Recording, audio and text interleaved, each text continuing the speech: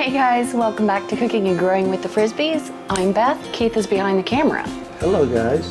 And today we've got a couple things going. So it is March 16th. It is about 51 degrees outside and spring has sprung. It's humid. It is humid. It rained yesterday. It's supposed to rain again tomorrow, Monday.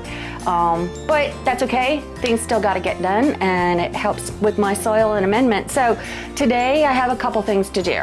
I'm going to plant my potatoes in one of our raised beds. I'm going to plant some beets and radishes outside, as well as my peas. I'm doing shelling peas and sweet peas this year. So I'm gonna have to get those beds ready. But before I do that, I wanna show you what's going on with my potatoes. These are last year's potatoes.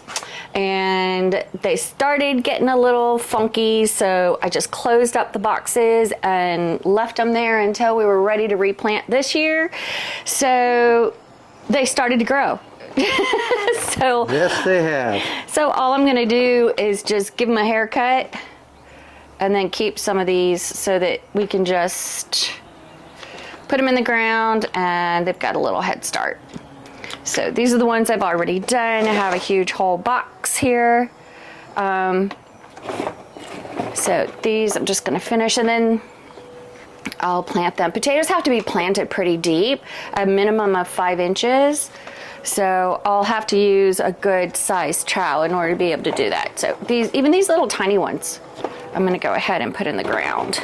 Those little ones will do something? Yeah, they're all ready. Oh, but you've got a whole big box too. I think you can get those in the mix. Yeah, so we have a big box. So as they started to go bad, I just closed them up and left them in the box.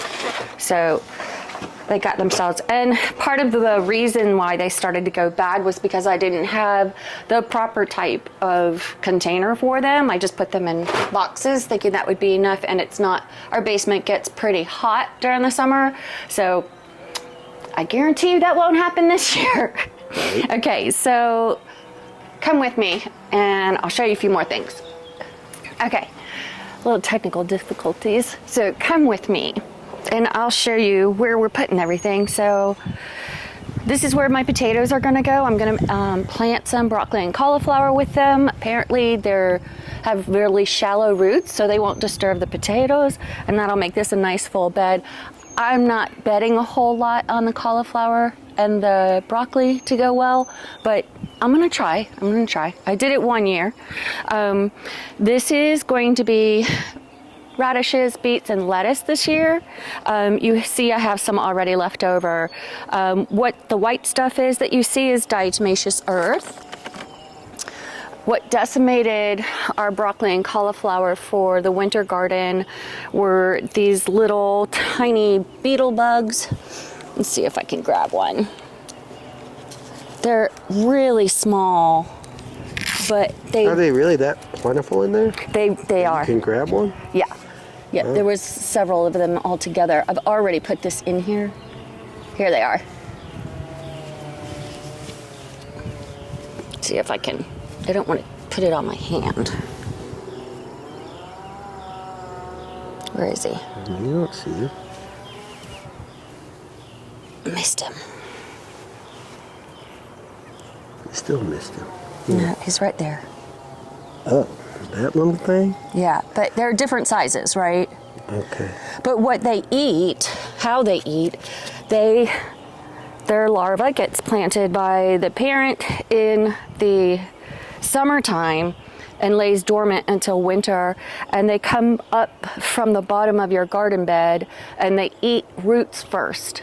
So they literally decimate the plant from the roots. Before you even know it. Before you even know it. So this diatomaceous earth is supposed to work specifically on these types of bugs. And I also, this was a suggestion I got from the Mises, this Captain Jack's dead bug, which is also supposed to work on them as well. So I'm going to use them in tandem in this bed and hope that, because this is one of the beds I didn't treat previously. I've treated almost every other bed. Your lettuce is looking good. Isn't it though? I know. What is that? We've already eaten off of it. This is romaine. I've got some arugula over here. It's just a mix. So that'll be lettuce all summer. Both of these beds are going to be tomatoes. So hard to believe that like 2 months from now, you won't even recognize this landscape. I know, right? It'll be so different. I love it though. We need to go in and show everybody the seed starts. Yeah, for sure. Because some of them have not taken, and so I'm going to replant. So this is going to be my squash bed. It gets a lot of sun, and they do really, really well in here. And then these two beds here, this is going to be long beans on the outside and sweet peas on the inside. These are going to be pretty much all cucumbers, and I'm going to put some different herbs and stuff in these beds as well, just to try and use up as much space as we possibly can. And then I'm going to put my shelling peas over here where I have some kale already planted. Last year I planted my shelling peas and my sweet peas together, and unfortunately it was really hard to tell them apart until you bit into them. So Oops. I'm not making that mistake again. And this little thing has to be done. This is a project that's going to start finally this week. I got all the posts, and I'm just not looking forward to that. But I know it's going to be a lot of manual labor, but I've got manual labor to do myself. So this here is a broad fork. Didn't I get that for you for Christmas? You did. What other husband can buy his wife garden tools? And look at the smile. That was the exact smile we saw at Christmas. I love this thing. It takes so much work off of my back. It helps me get deeper into the soil to really turn it, to really mix in the compost with the previous bed soil. So I love it. It takes so much hard work out of it. It's hard to kind of use in the raised beds, but it's easier than doing it by hand. So that's what I'm going to do today. Keith is going to do me a favor and pull those cattle panels out of there. You know, and it's a pain in the butt here. Take this and I'll show them. So I need to do a better job with that. it's fine. So it's easier for Beth to do her broad fork if I take these out of here. It's a pain in the butt to do it every single year because you gotta undo all the little clip ties. So I have my little snippers, and I have to unsnip all those ties, pull those panels off, take them back to the greenhouse. Then I have to pull all the posts out, and then she gets to do the broad fork. And then the good news is they don't have to go right back in. You're right. Because Beth will plant, and then once they reach this height of about 18 inches, then we can start putting then we them can in. go ahead and start putting them back in. So it's not that bad, and it's what has to be done. That's all there is to it. So Manual labor. you gotta love manual labor. All right, I'm coming back to the camera. Was there anything else I needed to say? I don't think so. No, you wanna go in the house and show them your seed starts? Oh, let's go into the basement, yeah. I got these guys. I'm so excited. Fantastic, right? I know. And even the ones that had previously been down on the bottom where this wasn't turned on are even doing well. So, but check out my tomatoes. Wow, I'm so excited. that is unbelievable. Those are, for perspective, guys, this rack is like 2.5 feet. Yeah, 24 inches probably. So that's how Beth asked me to set that rack up. So, Bentley and Bella came down to visit. And then you see, I have some that did not start. So, and that happens, and that's why you plant so many seedlings. So I'm gonna go ahead and reseed, and if they take, great. If they don't, no problem. We have lots of stuff. I can always also buy seedlings from our local, I don't know what you call that place. Nursery? No, it's not really. It's kind of a feed stock place. Kind of. Because they go and get I see them getting horse feed. They have chicks, Yeah. they sell chicks, And it's a they very sell bulk. local, rural. It's not Yeah. your big box loads. No. So, and we love to do it because we get to patronize local guys. That, and also because they only buy from local farmers, which means they're already accustomed to our weather.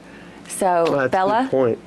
Stop it. We still have to find a place to get that manure this year. I'm going to reach out to one of my buddies who owns a 60-acre farm because I bet he knows. Oh, yeah, he probably I has bet he some. knows where to get it. But that's what I'm doing today, guys, so We'll be back. we'll be back.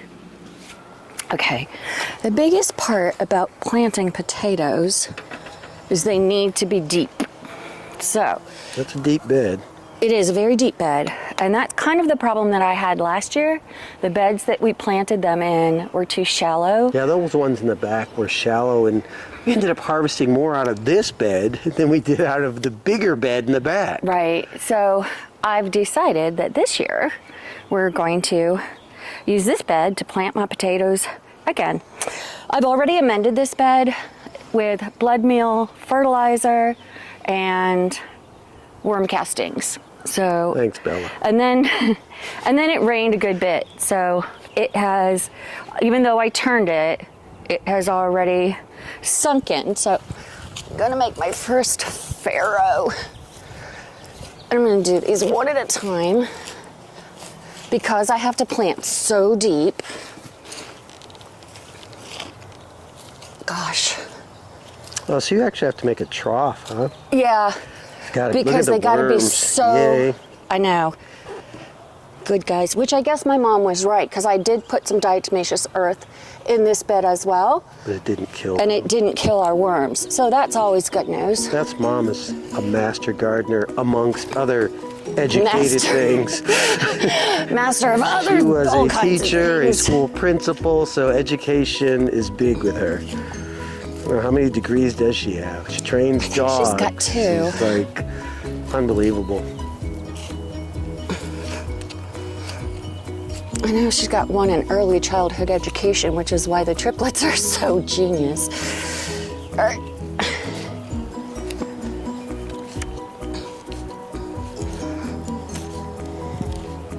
Planting potatoes is exciting, isn't it? Well, this is what happens when you don't do your glove. Thank you. Okay, and I'm just gonna put them in. So, I think that's 5 inches down. Yeah. Yeah.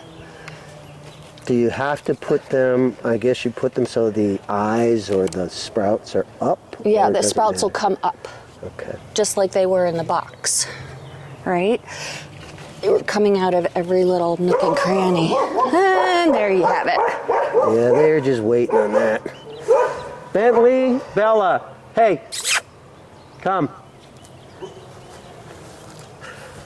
I really need to put my hair up. Good boy, Bentley. See, Bentley's a good listener. Bella, on the other hand, I bet if I swung around, she's still over there at the fence. Let's see. Hey, Bella, what are you doing over there? Yeah, she's still over at the fence. And you see the workhorse, Little Acorn Farm, Willie. He's already brought around timbers and soil and Because I'm getting additional beds this bags year. of gravel. That's a nice little row of potatoes. Right? Okay, now I'm gonna cover these guys all up, And that's it. and I'll go do my next row. All right. Well, guys, I got work to do. So Yes, I just go wanted get you to to work. see that. I got to go back there and start pulling those trellises out. So we'll be back. Okay, we're back. It's 2:30 in the afternoon, and I'm spent. But Garden it was shake, good. baby. It was good. It was good. We got a lot done today. Potatoes are all planted. This bed, I did not. This is going to be, remember, radishes, beets, but I didn't because I think it's Monday night. We're going to get a freeze. It's gonna get cold. So that's they wouldn't do anything after that. So I decided not to.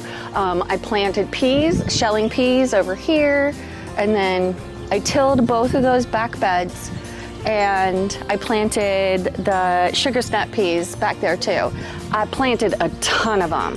So if I don't get good sugar snap peas this year, And I it's don't too know. bad because we love those. I know. I They're such a literally will great eat those snack. straight off of, and those are one of the, other than sometimes they get aphids, but they don't tend to too bad up there because we do grow them on the cattle panels. So they grow up, and those are literally, I use usually no insecticides on them. So that's something you can just pick off the tree and eat it, or the vine and eat it. Keith did pull up the azalea. I did. I'm prepping for this. I'm avoiding this like the plague, but I have a deadline and I don't miss a mark. So it will be completed. And then I think I'm going to put another one right there where the grass never grew from the infamous rock pallet you guys saw in the video for 2 years. Yes, that's pretty bad. We have another one on the side of the house, but we won't go there. Nope. So yeah, he moved the azalea over here where Bentley and Bella like to dig. So we'll see how it does. It should help keep it a little drier because they really don't like being super wet. And this particular area, which made it a little bit easier for Keith to pull it out, tends to be really, really wet. It stays really wet. Really, really wet. So, and then lastly, Keith split the hostas. Well, I split a couple. Yeah. Because they're just getting big. They're crazy. Yeah, they're How crazy. big these are. So, so you can just see, guys, when you do hostas, you can literally just hack the side of it off. A square shovel and hack it. And those little things, like I could probably even plant this and one will come up. You just can't kill them. So.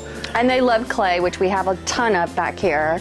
So we went ahead and just filled this out. We have a hard time keeping any kind of mulch or anything in here because of the water runoff. But now that we have, Keith finished the rock over here on this side. So I'm hoping now that'll help. Showing them the pallet.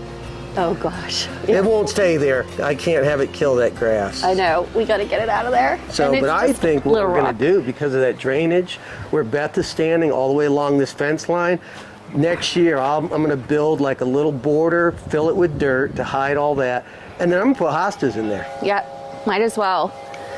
Because they do a good job of filling stuff out, and you don't have to, I mean, it doesn't have to be deep even. It can just be, that's all it's going to be is a shallow bed. I wish I still had it out here, but I don't. But hold on, the bit is out here. Come here. Oh. So, like I said, those are planted in clay. Which is not easy to dig in. You always hear us talk about that.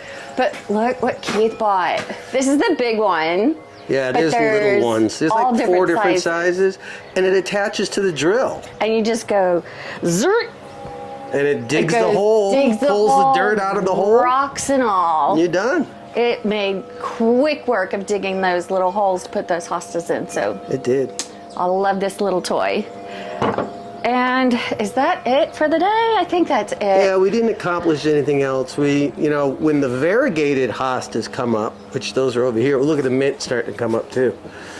When the variegated ones pop, which are these right here, and variegated just means, how do I explain that? They're just white and green. Yeah, they have multiple colors. I put one in a pot that's over here, but I'm going to split those and put them down near the fire pit just to add some color down there. And there were so many of them that actually I just put a tray out by the front. Yeah, the front mailbox. I'm going to put on our local website. Split some hostas if you're interested. Help yourself. Yeah, because growing and sharing, and we got probably 3 of those from our neighbor that transported from their sister's house in North Carolina. That's right. I forgot. That's right. We got them from our neighbors across the street who got them from her sister. So we will continue with passing it forward. Paying it forward. So, all right, guys. Well, thanks for hanging out with us today. We got a couple of things accomplished. Very happy about that. And spring has sprung. Got to get in garden shape. Guys, thanks for watching. We'll see you next time. See you soon.